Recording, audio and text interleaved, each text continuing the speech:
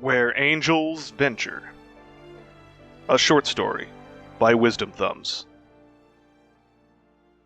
Sector Orion. Planet Angels Venture. Colony number U4-0264. Year 2184. 5th month, 11th day. 0200 hours. 4 days before the Second Galactic War. Anastasia huddled in rat-black darkness. The only light was a tablet balanced on her knees. Her green eyes and glasses captured its feeble glow. Once, the battery was good for 7 days. Now it lasted 10 minutes. Her gloved fingers flicked across the screen with all the precision of a comms expert. She scoured the galactic wide web for news, good or bad, as sweat cut shining streaks down her cheeks. Sometimes, rarely, mentions of her homeworld flashed in Wordfinder, and green flashed gold in her eyes. May 6th, Monday. Meridia overrun. High Command issued a major order to liberate Heath, Angels Venture, Veld, and Akamar 4 from Terminid infestations. Sudden, massive outbreaks, traced back to the Meridian supercolony, have erupted on multiple planets. Meridia had always been Angels Venture's greatest agricultural rival, and its white sand beachfronts were the premium real estate in the galaxy. The Stroman News article came hours after it was declared too thoroughly infested for any conventional operations to have effect.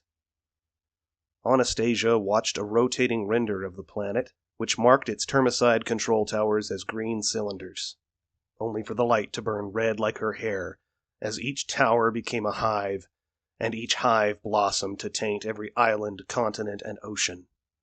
She tapped next before her CO2 output rose above acceptable bunker levels. Her heart rate already exceeded those limits. May 8th, Wednesday. Liberty!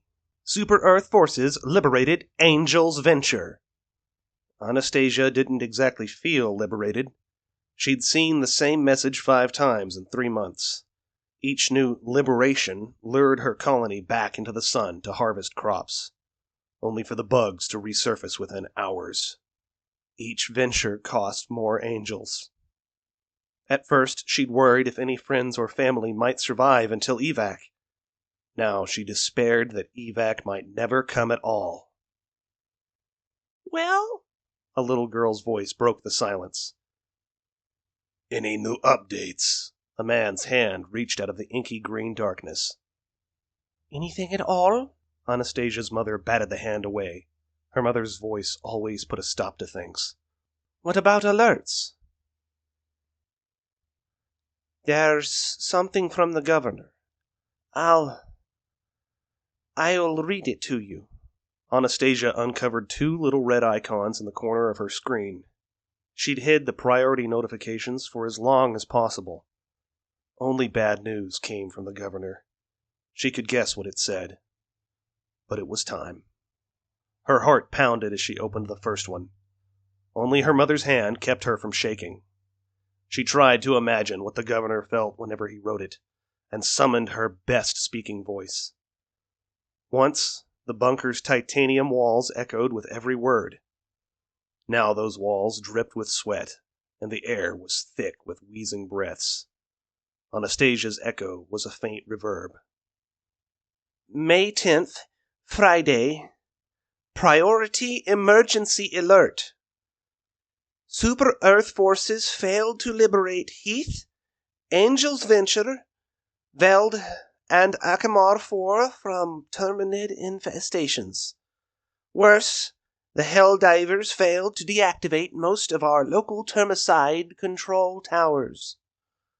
Within 12 hours, our beloved Angels Venture will be completely overrun.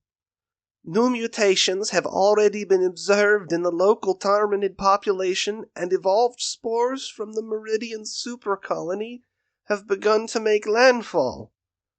These bugs demonstrate higher speed and aggression than ever before. Do not leave your bunkers unless escorted by military personnel. To my fellow citizens of all classes, I will honor your loyalty and sacrifices by staying planetside until the last evacuation. If any citizens are left behind, I will be among you. Liberty save us all. The bunker's silence was as brittle as their morale. Anastasia pretended to rub an eyebrow so she could dry her eyes. She didn't mention the footnote tagging Super Earth Armed Forces as defeated/evacuating. Already 11 hours had passed, and it was now the 11th of May. But the governor's residence was still standing. The live stream's title and thumbnail had been edited twice in the last hour. Where once it read, Governor's Mansion holding strong, and Governor's Mansion will fall in 30 minutes. Now it read, Governor mans the front line. The newest thumbnail showed him in blue armor and helmet, splattered in green ooze, while he reloaded a soldier's rocket launcher. Anastasia dared not watch The Last Stand. Only a dozen viewers were still tuned in. And? Asked that quiet little girl's voice. Anything else? Just... Anastasia was glad her tablet had night-blinded her. She couldn't bear to look at little Nadia. The child lost more than her parents in the bug attacks, and the rest of the wounded had sacrificed their medical rations for her weeks ago. Well? The stems certainly kept Nadia's curiosity up. Just one more alert at midnight. Anastasia scrolled to it. Then she handed the tablet down the line. Battery has 4 minutes left. May 11th, Saturday. A Terminid infestation erupted on Angel's Venture for the 6th time. The planet has been declared lost. The tablet passed quickly from hand to hand, and the colony's last nurse held it to Nadia's face so the little girl could read it for herself. Anastasia caught a glimpse of Nadia's condition, and wished she hadn't. Hey, look! Nadia didn't sound disappointed. Check it out! She pressed something with her nose. Familiar intro music played, and her eyes turned pink, which could only mean she'd found a new Stroman News broadcast. Then her face flashed stark white, and she gasped. Hands snatched the screen away before it could traumatize her further. What is it? Sweet liberty. Let me see. Oh, never mind. Take it. No, I didn't see anything. Nothing to see here. Nope. The conveyor belt of hands raced the tablet back. The battery icon blinked empty and red in Anastasia's lap. Tonight's Stroman broadcast came from the neighboring solar system. Dozens of winged bugs patrolled over Heath glaciers. A Ministry of Truth tagline labeled it, Denied. Treasonous propaganda. Anastasia wondered if dissidents had doctored the footage, or if the automatons of the Western Front were capable of hijacking the galactic wide web. A familiar hand reached out of the darkness and powered off the tablet. Scabs covered the old, gnarled knuckles, and there was blood under his fingernails. Anna, don't trouble your spirits. Once, Piotr's voice gave new meaning to gruff and tough. Now it strained with elderly patience. His scabbed fingers closed over Anastasia's glove, softly, as if imitating a father. He'd definitely stepped into that role for Bunker 3, at least for her, ever since her father got separated in the last attack. Even though she couldn't see Piotr's smile, Anastasia remembered it fondly. Sorry, Sergeant. She squeezed the massive hand. I'm just worried. Her mother squeezed her shoulder hard and leaned against her. Let's put the screen away for tonight, okay? Anastasia slipped the tablet into her leg pouch and put it out of mind. She'd charge it later. She focused on Mama's cheek against her forehead. Don't worry, Anna. Piotr's voice echoed faintly in the dark. One last wave of evacuations is coming. Have faith in managed democracy. Our turn will come. We won't be left behind. Little Nadia shouted defiantly. Her words rang in the half-empty room. A dozen adults muttered like her echoes. And as if on command, the bunker's emergency generator kicked on. An alarm sounded. From the doorway above Anastasia's left shoulder, low-power yellow lights flooded the corridor. Please remain calm. A female AI voice soothed the twin lines of survivors. Each word flashed on the panel mounted above the stairs. This is a priority alert.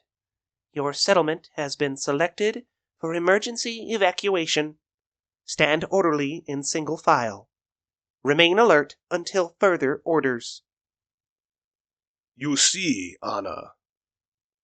Piotr's enormous silhouette swelled from the floor, groaning with the effort. Both knees popped like gunshots, and his shadow stretched down the length of the bunker wall. The colony's only Arc-12 blitzer caught the light in his hands. The shotgun's outline gave the impression of an armored eel, huge and grim and gray, with a ribbed pump action. A big gun for a big man. Thank democracy, Anastasia's mother muttered. Super Earth never fails. Piotr pumped the blitzer to activate its battery with a mighty clack. Anastasia's hairs all bristled in static electricity. Everyone to your posts! Anastasia's voice surprised herself. She jumped to her feet, checked her sweaty hair bun, and pulled her headset from around her neck. The headset battery was dead, and her ears burned hot in the padded lining. But protocol demanded ear protection for all evacuations.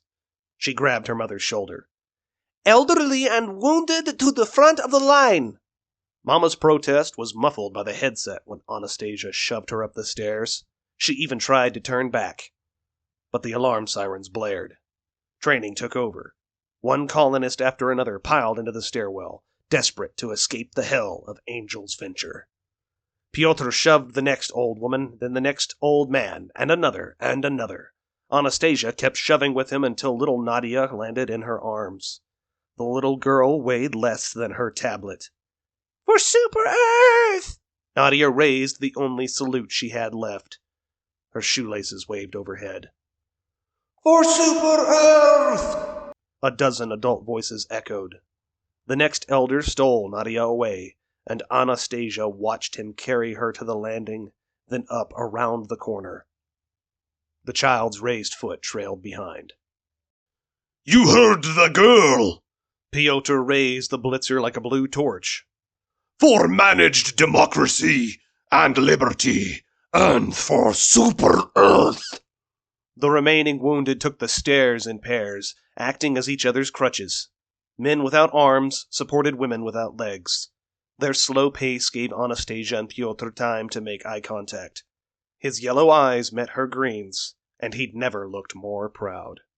Now Anastasia found it easy to push colonist after colonist, until the weight of bodies crushed her into the corner, cheering as they stormed up and around the bend. The last cripple saluted her with the stump of his wrist when he was carried by. You're next, Anna! Piotr stepped out to block traffic. His gnarled hand grabbed her coveralls. What? No! She tried to struggle. The old sergeant brooked no argument, and 5 colonists shoved along with him. Still she fought them, screaming like her mother, until their voices propelled her onward. Go, Anastasia! Shouted the nurse who kept Nadia alive. Go, Anastasia! Shouted the boys that harvested corn in Subsector 5.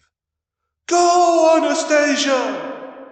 Each cried out in unison, and under those strobing lights, all their hopes ran with her. Training told her that a slow colonist was a trampled colonist, but she'd never run so fast. Hands and cheers propelled her to the bunker's top level, echoing her name all the way.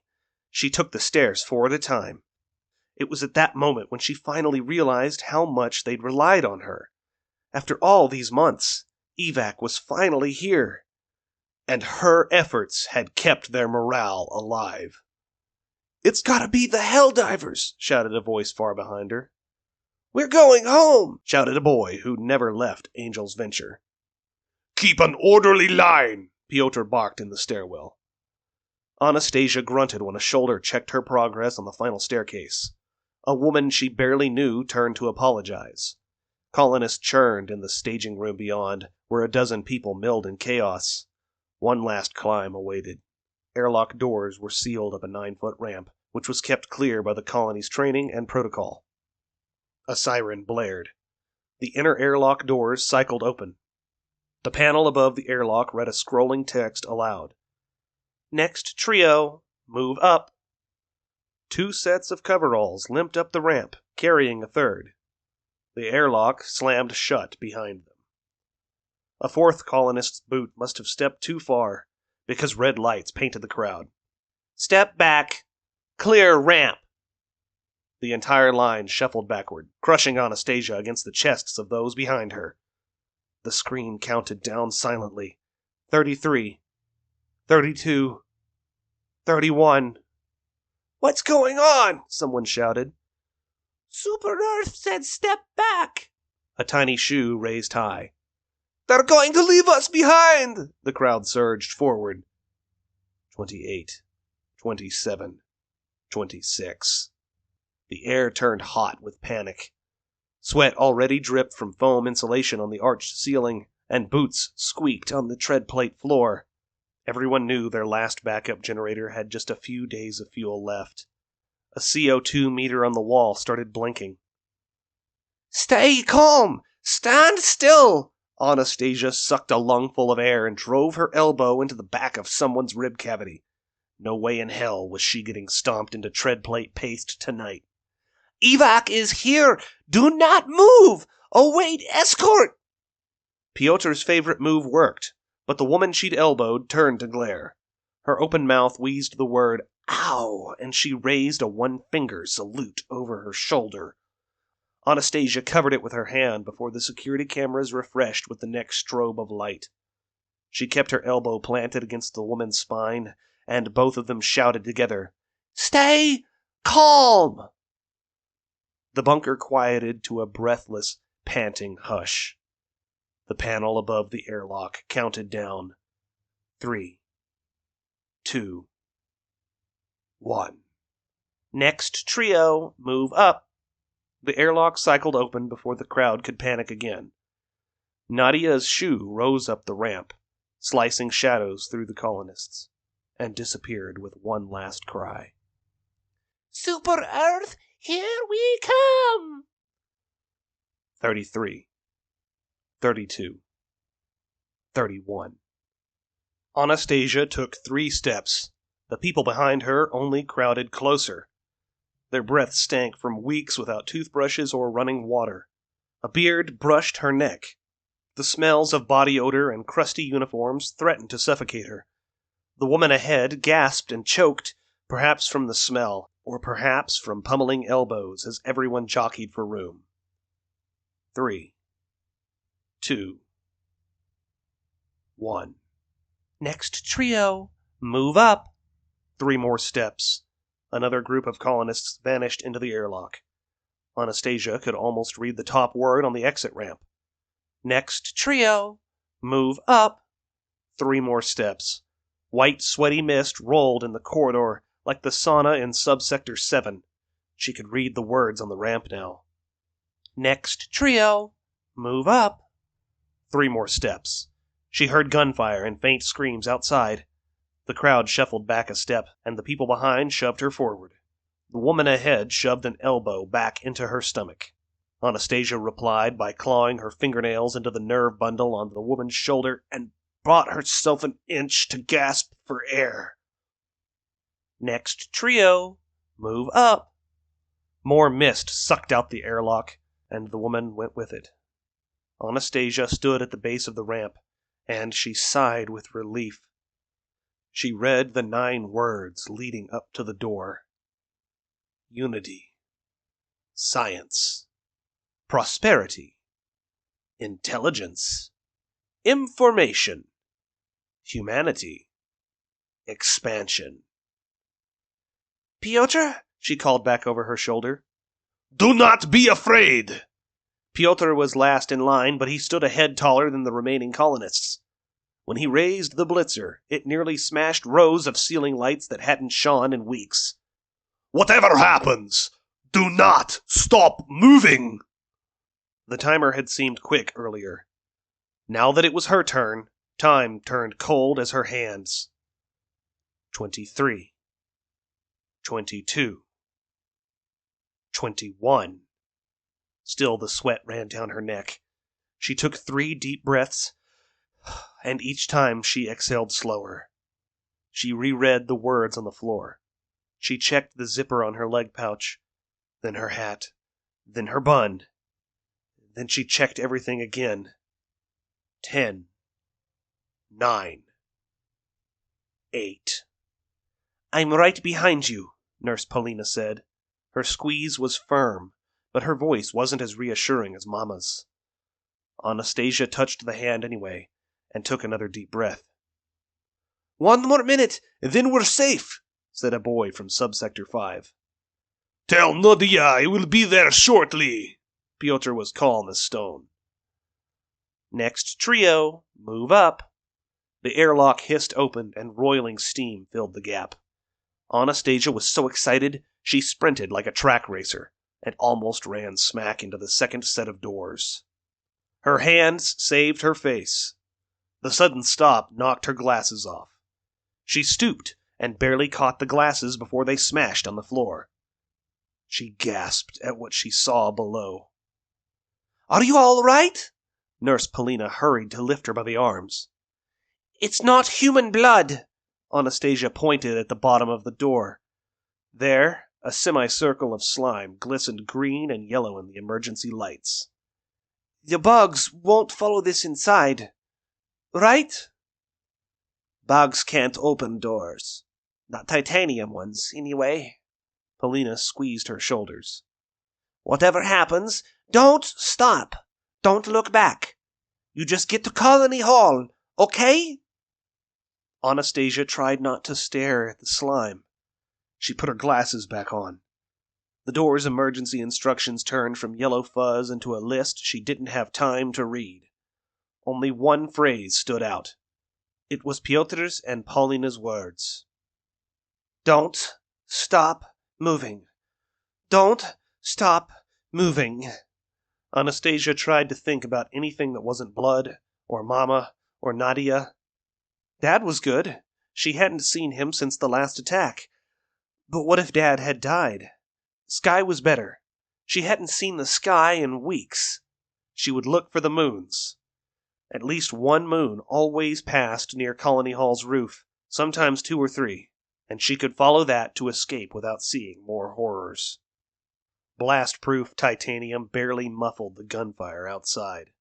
Even through her headset she heard screaming. No, screeching. Terminids. She glanced down at the slime. Ripples spread through the sticky mess.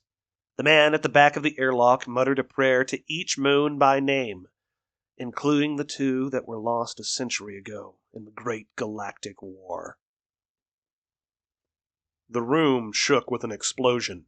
Anastasia fell against the door. Paulina yanked her away before it could rip off her arm. The nurse always warned that bunker accidents tended to be door-related. Titanium rang like a bell for several seconds, and it radiated cold that froze Anastasia's heart. Paulina's hands squeezed tighter, patted her shoulders, then let go. Yellow lights turned green. An alert beeped. The door opened. Don't stop moving. Anastasia ran. Smoke and burning flesh punched her in the eyes. She looked for the moons, made it 2 steps, and slipped face first. Her headset flew off.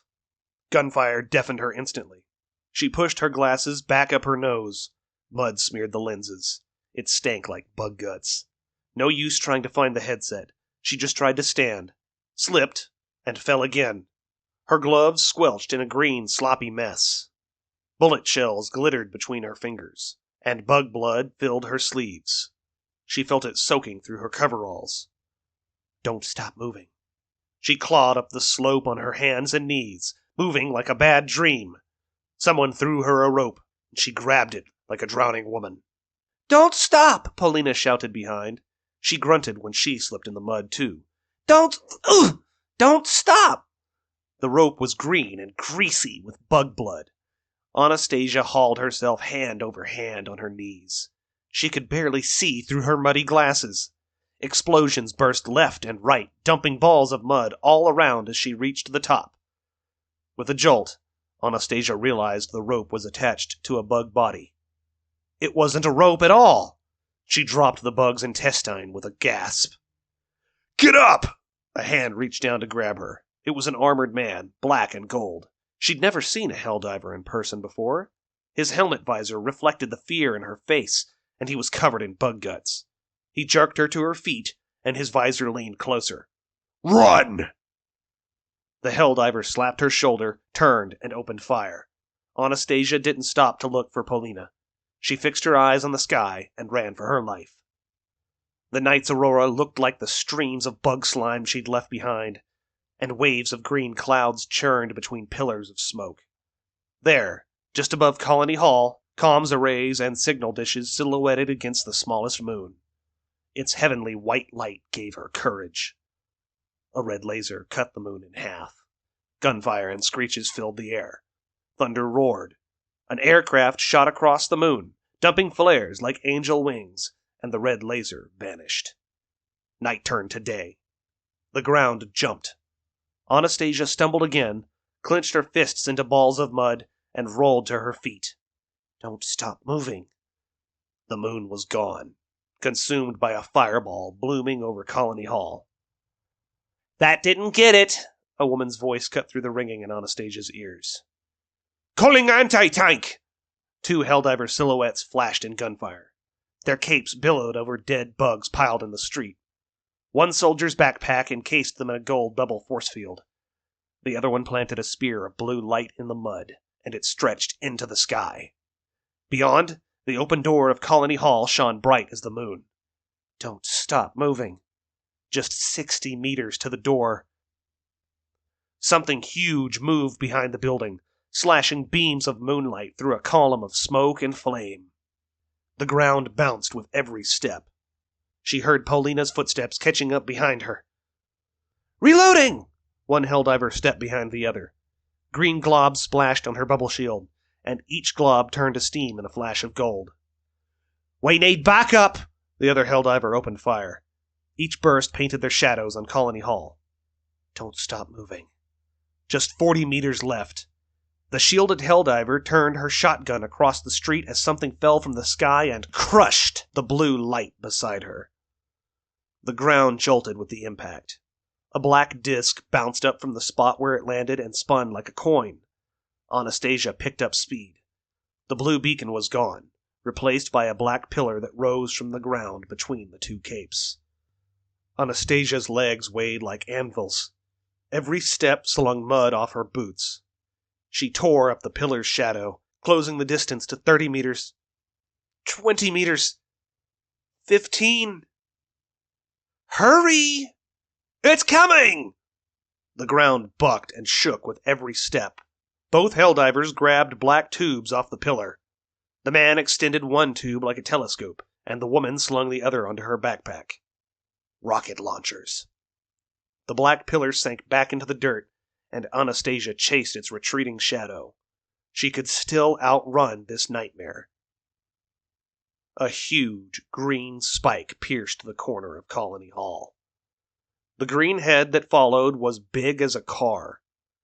Anastasia caught a glimpse of a glowing mouth over one Helldiver's shoulder. And then the other Helldiver shoulder bumped her hard. Watch out, she might have said, but all Anastasia heard was the rocket launcher.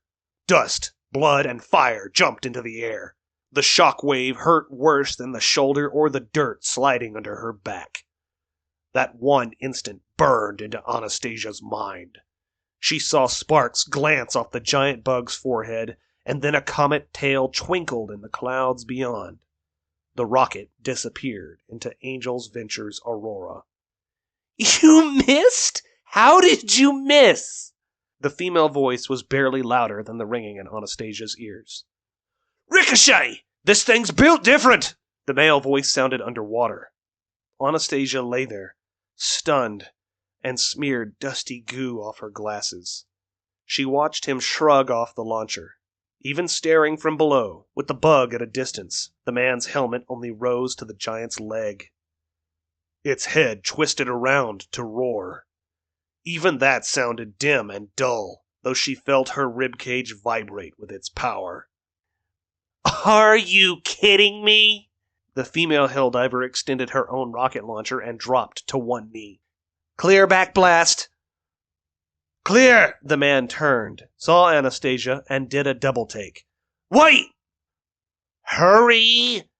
The female's shield shone clean, but her cape was caked in green slime.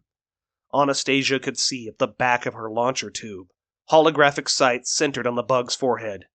The monster rounded the corner with another earth-shaking step.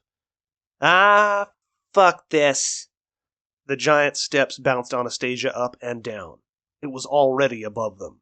One titanic spiked leg rose to spear them all.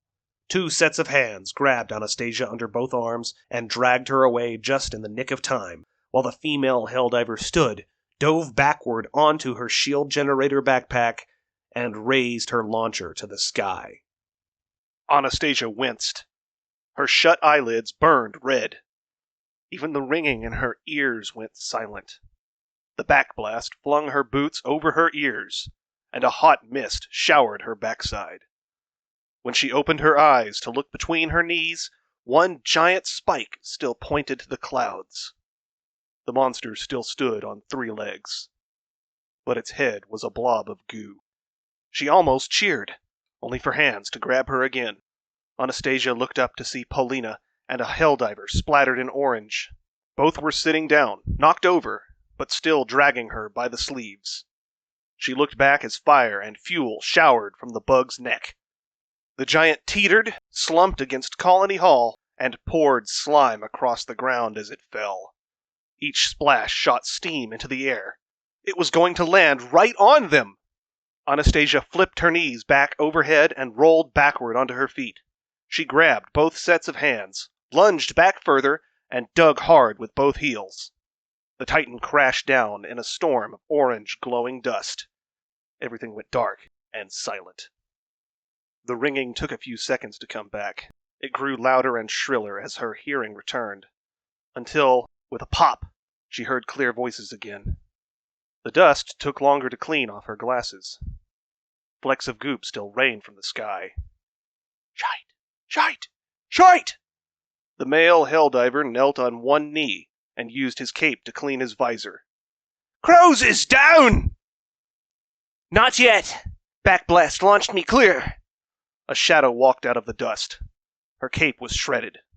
Crows knelt by the other Helldiver to check a monitor on her forearm, and her shield crackled back to life around her. The goop raining from the sky rolled off her bubble. Swarms coming from southeast and north. Where's backup? Anastasia reached down for Paulina's hand. The nurse was drenched in mud, and sprinkles of goop rained in both women's hair. They'd both lost their hats and headsets. Don't stop moving. Don't stop moving. Don't stop moving. Pools of orange bubbled steam wherever green goo sizzled. The acid was spreading under the giant's neck. Both colonists waved their hands to block the steam. Go back!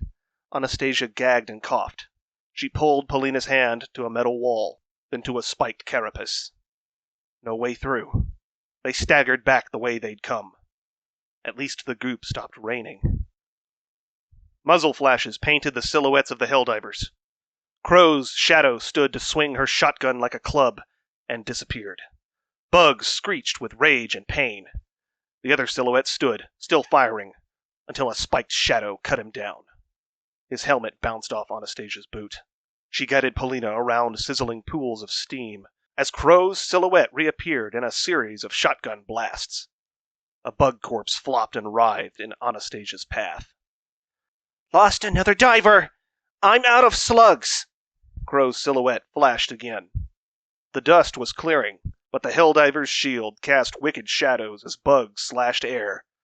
Metal made a sickening crunch on carapace. Bug legs kept thrashing, shrieking again and again and again, until crows pulled an automatic sidearm, and a dozen shadows danced in the gloom. Anastasia and Polina felt their way around the Titan's bulk to another wall, but no matter how they tried, they couldn't fit behind the dead monster. Polina trembled. Anastasia trembled, too. They couldn't find the door. There was no escape. They flattened their backs against the wall and clutched one another. Unseen bugs shrieked all around them. Somewhere, crows screamed with pain, and the glow of her shield fizzled out. Facing away from Colony Hall, Anastasia saw beams shining through the dust from the rest of Angel's Venture's moons. One moon was a slim shadow between two others, just like her hopes. She wondered what became of the third colonist in her trio. Had he and the other Helldiver died? Had her father escaped Bunker 2? Would Piotr ever learn why the airlock stayed shut? She clenched Polina's hand. If she must join the angels, then at least Mama and Nadia got away. An explosion punched a hole in the dust. Anastasia felt the next 3 explosions in her teeth. Each boom ripped the veil wider, until, with a gasp, Anastasia saw a cape outlined against the moons. A lone Helldiver ran across the rooftops. Jetpack thrusters flared, and a grenade launcher flashed. Thump, thump, thump. Blast after blast sent whole bugs into the sky. The Helldiver seemed to walk on air, stepping across flying bug parts, as he fired between his boots and painted the Aurora a fresh coat of green. Jetpack thrusters flared again, and the Helldiver landed on the dead Titan above. He rose from a crouch, and his grenade launcher thumped twice more before he flung it over his shoulder to raise a rifle. "This Bile Titan's blocking the door!" The man's voice was new. He turned his rifle to fire left and right. Anastasia felt bugs splatter her sleeve, and turned to see something dog-sized explode all over Polina. The nurse gasped, then screamed. Steam boiled from her face.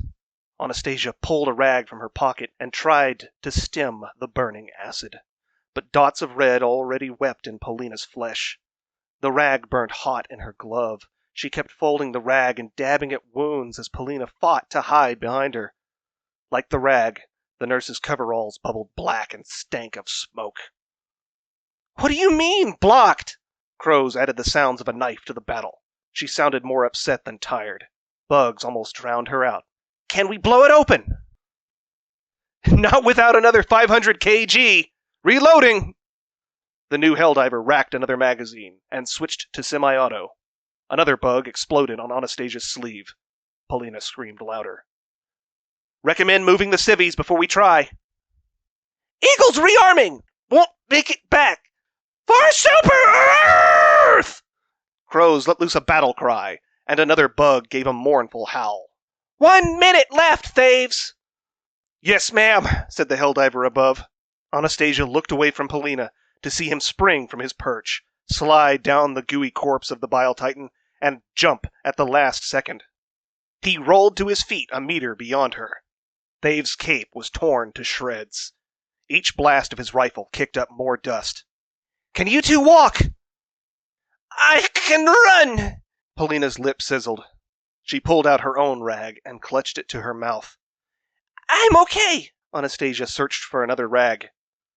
"When I reload," said Thaves, and he swiveled to shoot from the hip. A horse-sized bug slid to his feet. "Then you run! South! Got it?" "South!" Anastasia repeated. She grabbed Polina's arm, but noticed her own sleeve was smoking. "Now!" The Helldiver only fired 2 more shots. He didn't reload.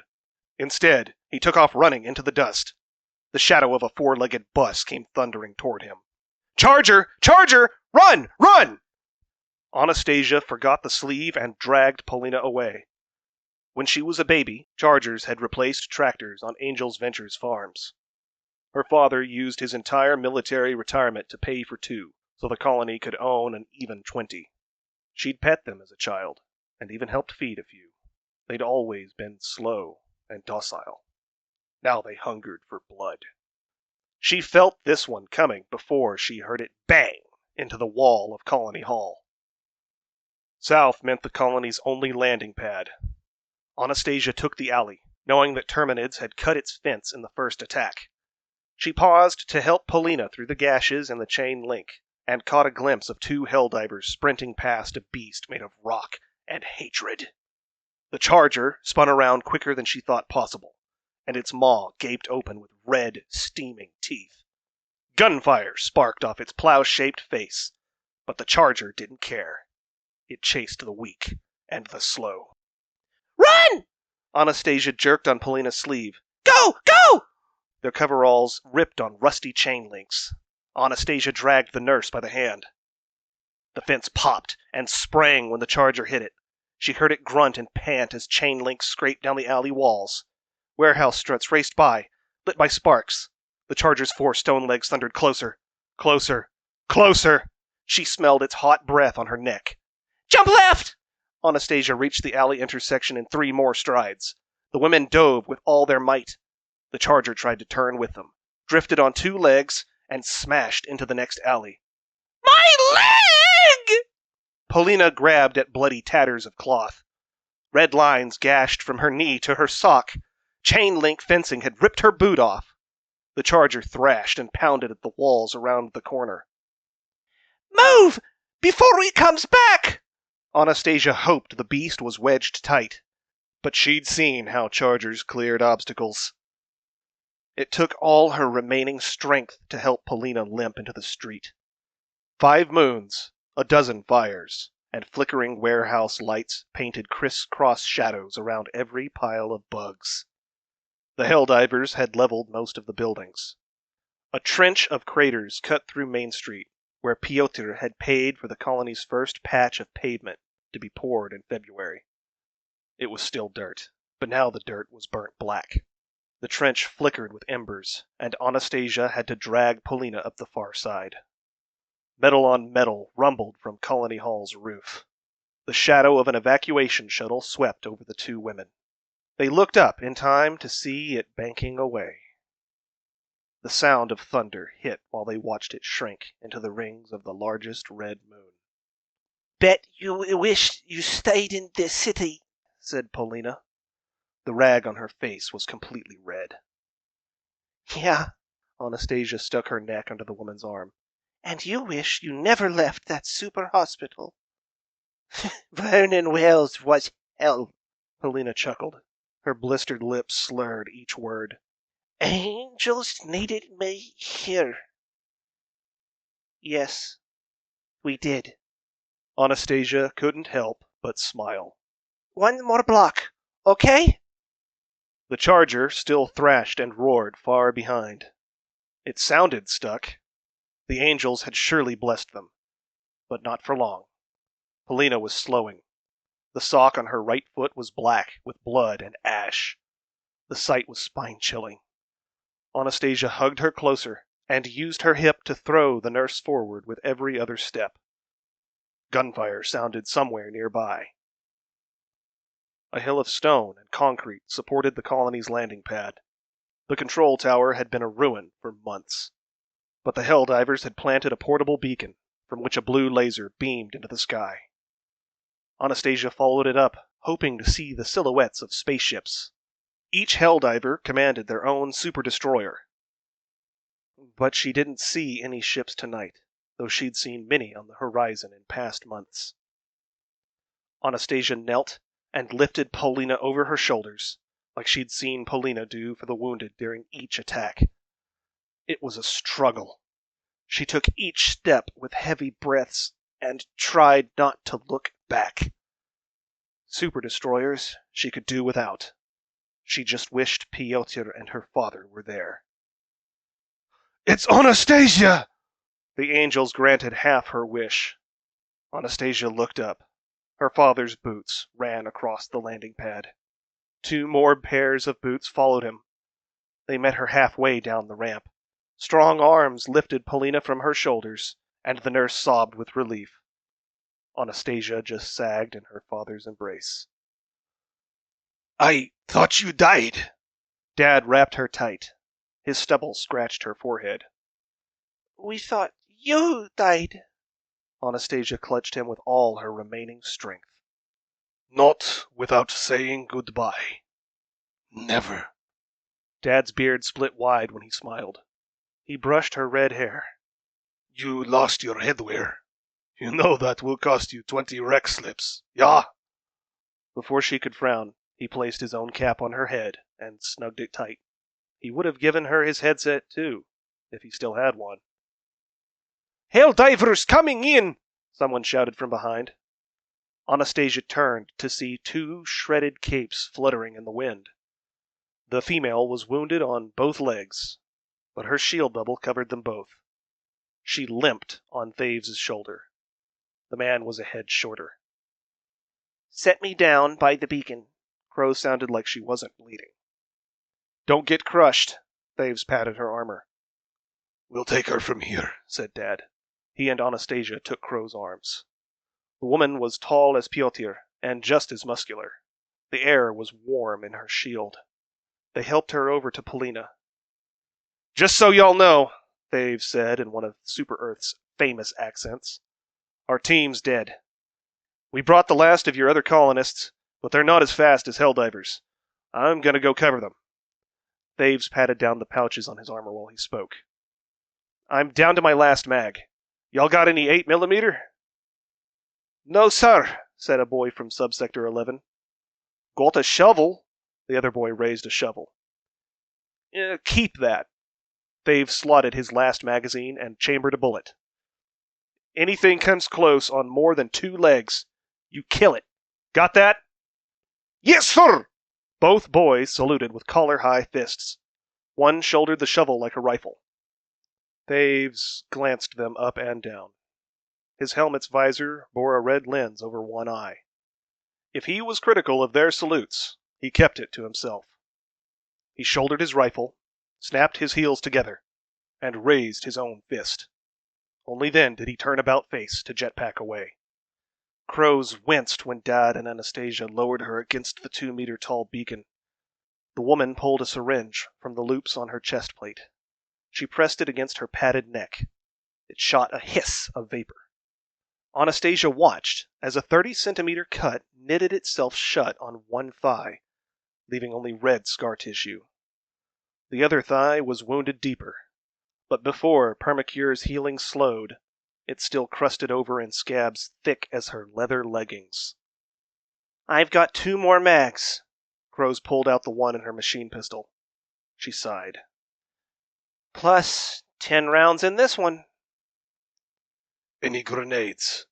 Dad knelt beside her. Stems. Paulina groaned behind the beacon. Any stems? Just used my last. Crows shook her head and cocked her sidearm. No stems, no grenades. A gunshot cracked downhill. Anastasia turned. Bug shrieks echoed in the night. That was the only warning they had before Crows opened fire. Left cliff!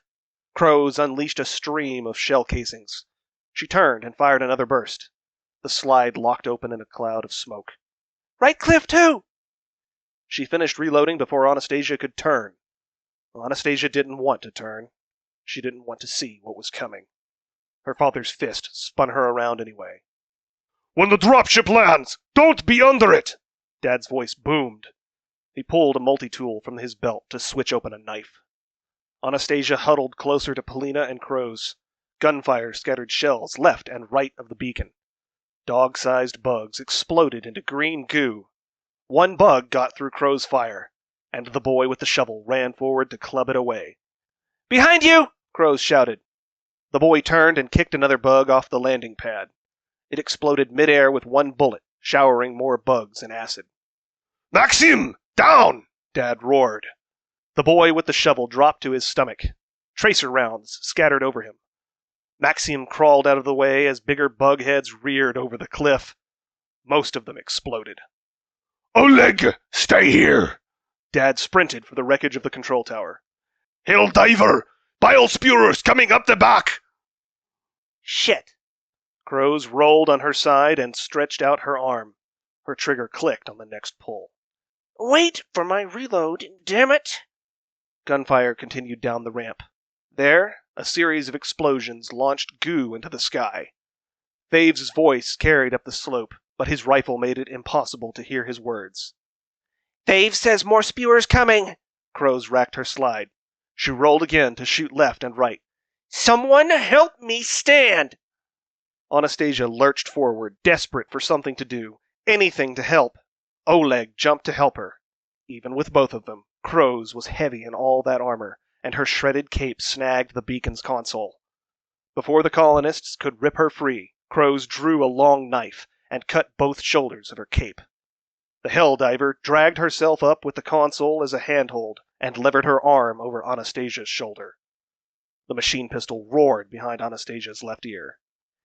Get down! Crow's bloody leg kicked Oleg away. She tackled Anastasia in the other direction. Green slime hosed the beacon where they'd stood. Crows twisted to land on top of her, bubble shield steaming and flickering. Steel melted and slumped, but the beacon's laser still shone blue at an angle.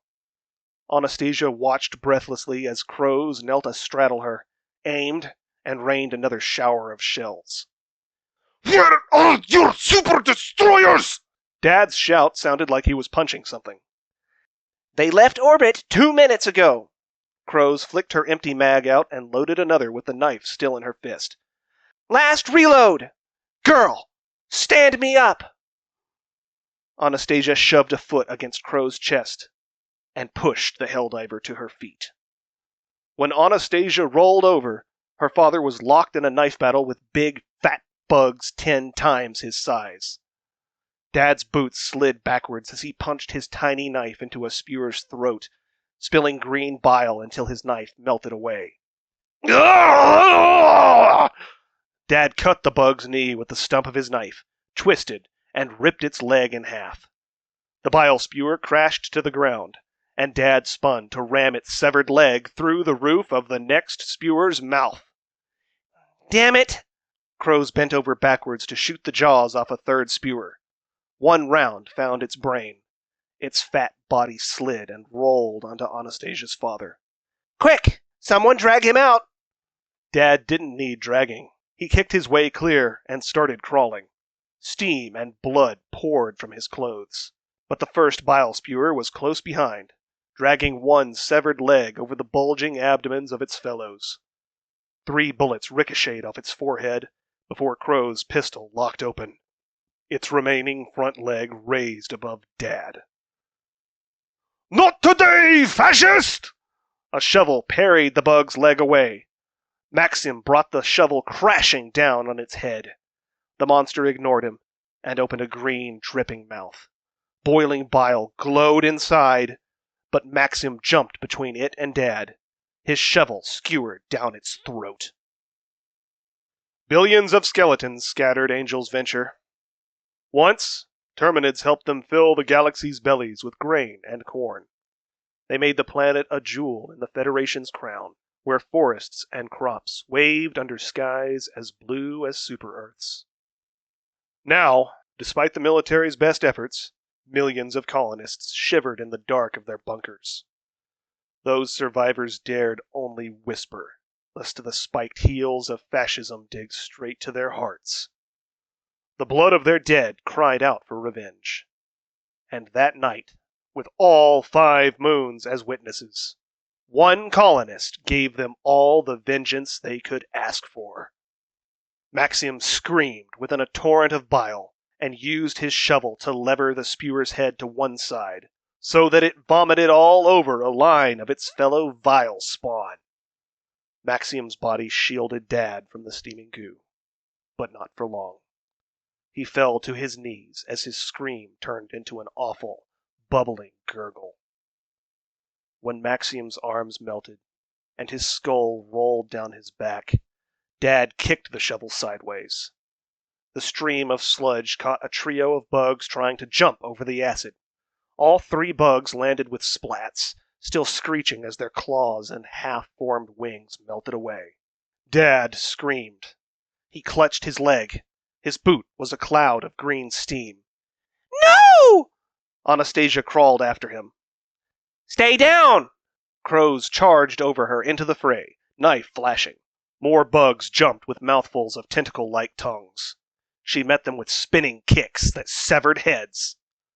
For liberty! Young Oleg screamed. He dove over Dad to join the melee with nothing but the fists and feet he was born with. For democracy! Crows slashed and stabbed.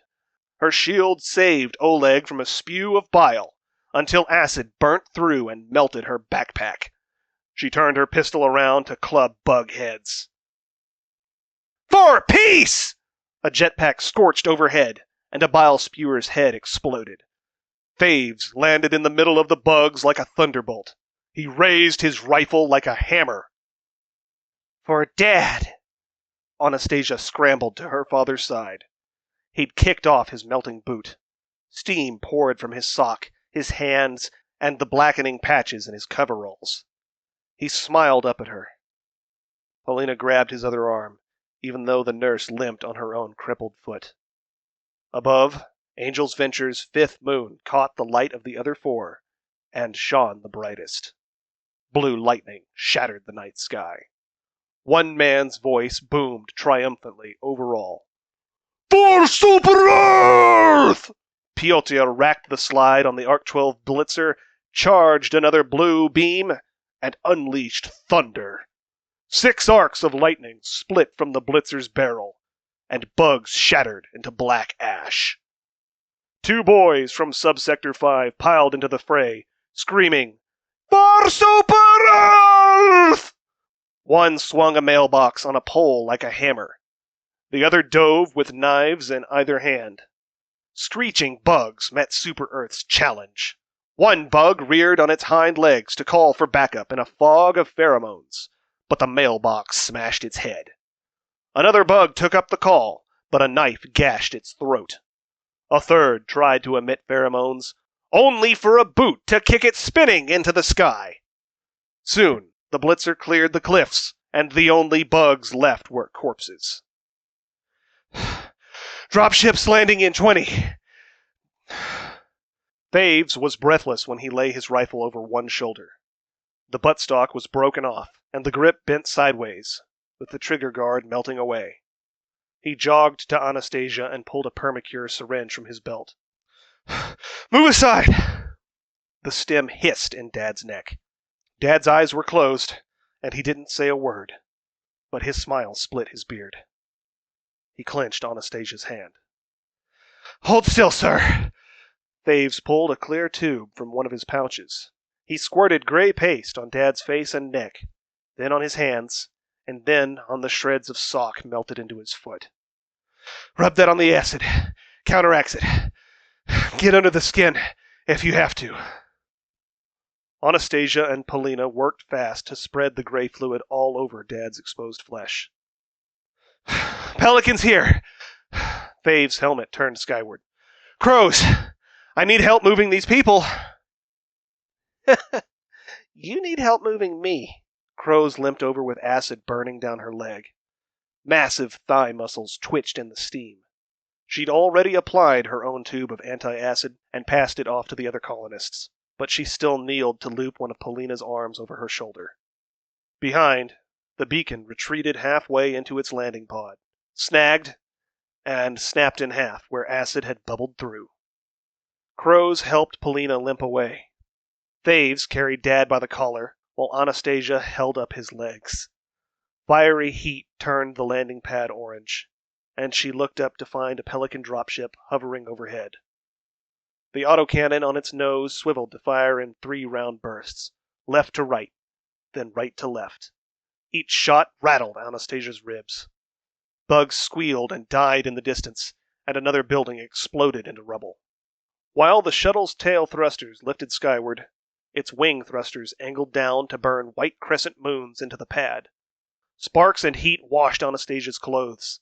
The back ramp unfolded to reveal 4 seats. Just 4 seats.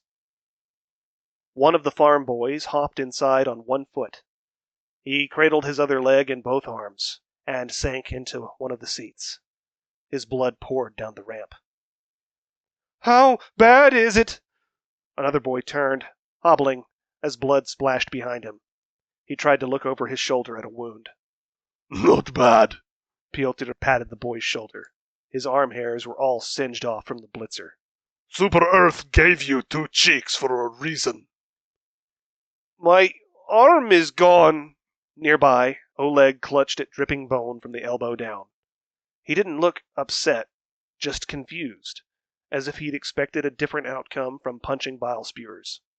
His finger bones fell off, one after another, into a pile of burning bugs. Anastasia didn't know what to say. She stood frozen as the Helldivers carried her father and Polina into the dropship. She was still frozen when Thaves emerged to grab the boy with the melted arm. Piotr helped the other, the one with half an ass, to trail more blood up the ramp. Charger! Piotr turned to look straight at Anastasia. He pushed the boy inside and raised his blitzer, only to freeze. Anastasia was in the way. Again, she felt the beast before she heard it. The roar of the pelican thrusters masked the charger's steps in dirt. She turned, and there it was, teeth gaping. It still wore shreds of chain link around its neck. Its 4 legs shook the landing pad with every lunge. She dove to the side in the nick of time, and something clipped her foot hard enough to spin her around. The charger slammed head first into the bay of the pelican, tipping it forward. The nose gun crunched. The tail went up, and Anastasia's leg dragged with it. By the light of thrusters, she saw that she'd dodged in the wrong direction. The chain link had snagged her bootlace. She heard screaming and realized it was her own. The charger lifted the entire shuttle with its neck, reared up on its hind legs, and shook off the pelican. She watched the dropship tumble over a cliff and plummet out of sight. Then the beast's blind head turned. Even with no eyes, Anastasia knew it sensed her. She reached for her boot. The charger turned at the same instant, whipped her sideways, and her head smashed against its armor. When the darkness faded from her eyes, Anastasia's stomach flip-flopped.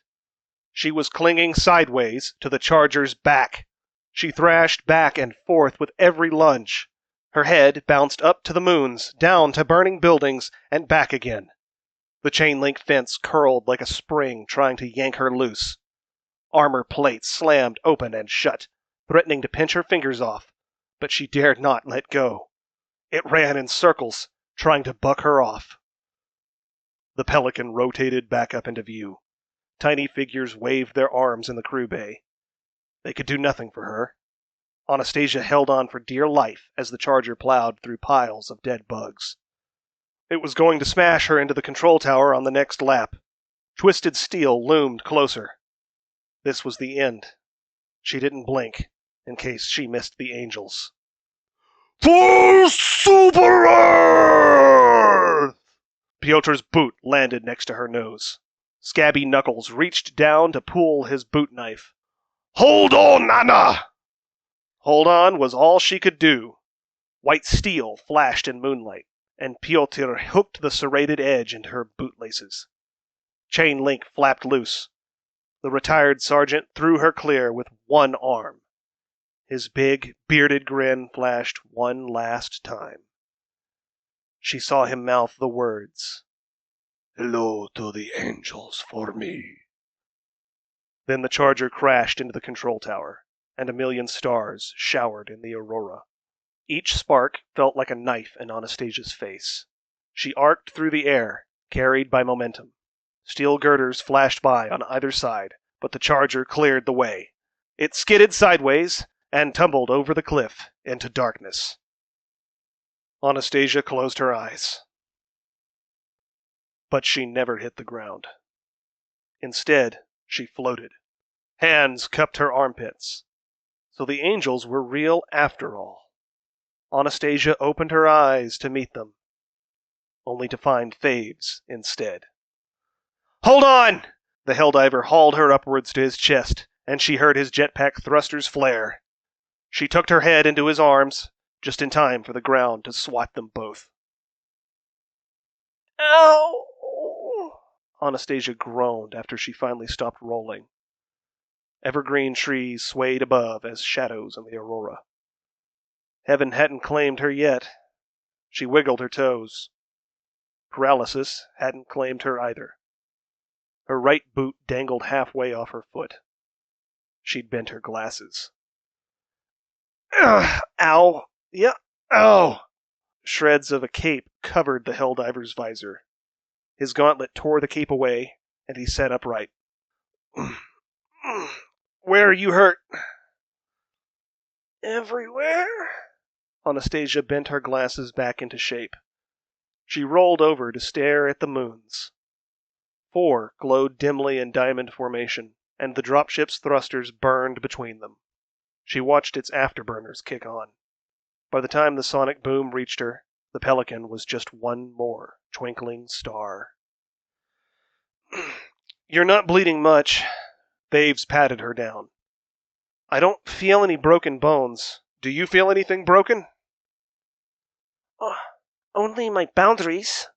Anastasia slapped his hand away. She tilted her head to the smallest moon. It floated alone. Good. Boundaries heal. Thaves stood with a long, pained groan. His hand grabbed her sleeve and pulled. Now, get up before the bugs get you. The bugs got me, Anastasia whimpered limply. Not yet, he said. He tugged harder. Rescue left us. Only to rearm and refuel. Thaves grabbed her other sleeve and hauled her to both feet. We'll take this world back tomorrow morning. Just you watch. What? Hey, how many fingers am I holding up? She pointed at the burning cliff and the thrashing charger that lay upside down beneath it. The beast managed to get a leg hooked under a fallen chunk of tower and twist over. Piotr rolled into view, limp and bloody. He flopped off the charger's back like 2 separate potato sacks. Shit. We'll need that blitzer. What? Anastasia couldn't believe this. Hold still. Thaves set her down on a tree stump and pulled the last grenade off his belt. He yanked the pin and strode toward the bug. The grenade's spoon popped off with a loud ping! Hey, ugly! Yeah, you! The charger huffed like it was laughing. It shook its head, stomped, and turned to face Thaves with a dull roar. He tossed the grenade between its teeth. Catch! An explosion silhouetted the Helldiver in blinding white. Color spots danced in Anastasia's glasses. By the time her vision cleared, the Helldiver was marching back, and the charger's head was orange pulp. Branches splintered when its plow forehead crashed into pine trees just behind Anastasia. Thaves clipped the blitzer to his rifle sling as he walked. He held out a green-smeared glove, and Anastasia took his hand. Then Thaves removed his sling and stuffed the blitzer into her gloves. He teach you how to use that? His visor was splattered orange. Yes. Anastasia gripped the stock and the pump action. You gonna shoot me by accident? He scraped his visor with the back of his glove. She kept her trigger finger straight and grabbed the hand grip. She turned it away from the Helldiver, pumped the slide to charge up the battery, and then touched the trigger. Pulling the trigger took more strength than she remembered. The gun hummed until it reached max charge, and blue sparked in the barrel. She fired it over her shoulder at the trees. Good enough. Thaves tossed her a loop of cord. Tie that boot on tight. She knelt to wrap knots around the ankle where Piotr cut her free. She looked up. No ships anywhere. Only the moons. The angels looked down on her from the heavens, and Anastasia knew she had no choice. She looped the blitzer's bandolier around her neck and shoulder. Other shoulder, Thaves pointed. No. She tucked the blitzer to her side. This way is better to shoot from the hip. You don't like super-Earth optics? Blitzer optics don't matter. Anastasia noticed that the sights were broken anyway. It shoots lightning bolts. You can focus the spread by pressing the stock into your shoulder. Thaves drew a massive revolver from his thigh and flicked it open to slot a few more bullets into the cylinder. Just don't fire when I'm in the way. I won't shoot you in the back. She eyed his bullets. They were the size of her thumb. Let's hope so. Thaves spun the revolver around his finger. My commander saw a militia vault earlier. Those big doors might keep us alive for the night.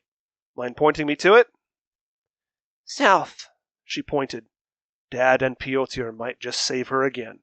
Half-kilometer. Lot of bugs that way. She followed his helmet's gaze. Bile titans stomped all over the black hills on the horizon. Some of those hills were new, spiky, and leaking maliciously orange smoke. Bug hives. Whatever you do, She racked the pump action. don't stop moving. Wait. Anastasia paused. She turned. Did the smartass have something else to say? Hear that? He turned slowly in place, revolver raised. What? Shit! Stalkers! Thaves spun and fired at the smallest moon. Green glue splattered, and a mirage slashed Thaves' armor to the bone. He screamed as he fell, still fanning the revolver's hammer. Wind hissed and shimmered. The trees cracked behind her. What the fuck? Anastasia spun toward the trees and held the trigger. The charging spark only blinded her further. She could only hear the revolver's echo and the distant roars of bile titans. Fuck! Oh, fuck! Thaves lay on his side, reloading. His glove trembled on a speed loader. Blood drooled from his ribs in the moonlight. Watch! Left! Pine branches rustled, still smoldering from her earlier test shot. The trigger struggled and twitched under her finger like a living eel. She held it tight. The blitzer's weight made her arms shake. Or was that the fear? She saw shadows move. She fired. Too early. The trees absorbed the lightning. She pumped the slide again. Something big blurred toward her. She'd barely squeezed the trigger before jellyfish lines lashed in the dark. A hideous red mouth filled her vision. Sharp whips lashed her arms, smashing the blitzer into her chest, and suddenly Anastasia was flying backwards. Angel's Venture was covered in green, red, and purple shrubs. Each color blurred together. They did little to soften her landing. She bounced twice, and the blitzer's sling jolted her neck. She felt her tablet break in its pouch. Her breath and Dad's hat were gone. So were her glasses. Thaves' P4 Senator blasted once, twice, thrice. He screamed again, and his scream flew through the air. She heard him hit a rock. Anastasia's vision swam while she searched for the blitzer. She found her glasses first. They were broken, but her fingers found the blitzer's sling and traced it to the trigger guard. Her hands trembled. She saw bloody knuckles reach down to help her squeeze the trigger. As a cacophony of lightning built in the chamber, she realized the bloody knuckles were her own, not Piotr's ghost. Her gloves were cut to shreds. Thaves lay on his side with his revolver tucked under one arm. He fired twice more and rolled onto his back to point at nothing. Behind! Thaves wheezed. She saw something kick Dad's hat in her periphery. Bloody knuckles whipped the blitzer over her shoulder to fire behind her head. Something screeched like a Terminid. A big Terminid. She'd damaged the bug's cloaking ability, but she'd never seen white and black stripes like those. She mashed the trigger again. Too late. Even the angels couldn't save her now. Red fins, like half-formed wings, flared around a mouthful of fangs and tentacles. Thaves fired his last shot. Red fins fluttered. The zebra stripes of giant, bladed legs folded around its neck hole. Whatever it was, the bug died to headshots like any other. It stank like bleach and chlorine. Through the ringing in her ears, Anastasia heard a rattle and a clicking that echoed off tree trunks. Another clicking rattle sounded off to her left, further away.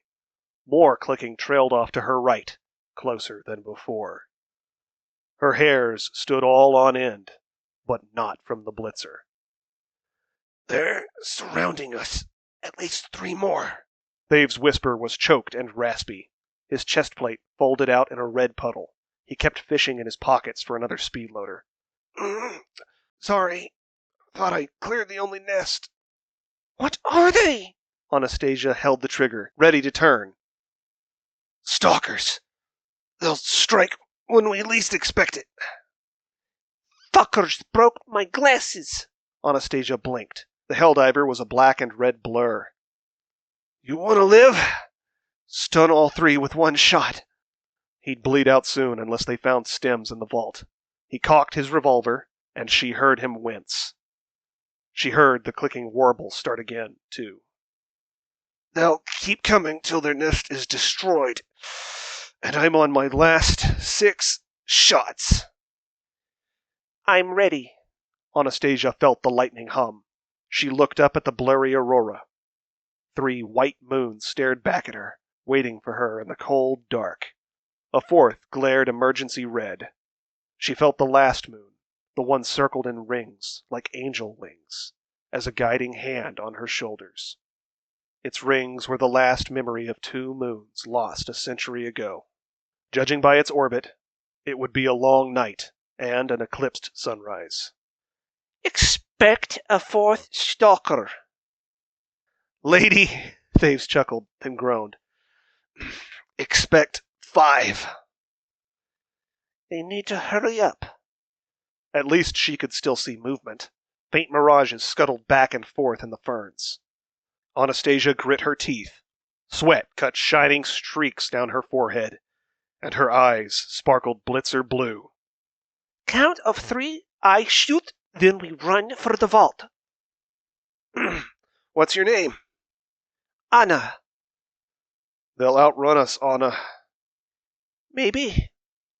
Know why we named it Angel's Venture? She squinted at an odd shadow. Huh? The moons. They watch over us. And you were right. 5th one's lurking north. I see it. We're gonna go far, Anna. 3, 2, 1. She rolled and fired. Stripes and fangs blurred out of the dark. Lightning flashed, and angels struck thunder. The Helldiver's revolver boomed 1, 2, 3, 4, 5 times. The blitzer fired one last bolt. And then a jetpack flared, carrying 2 silhouettes across the moons.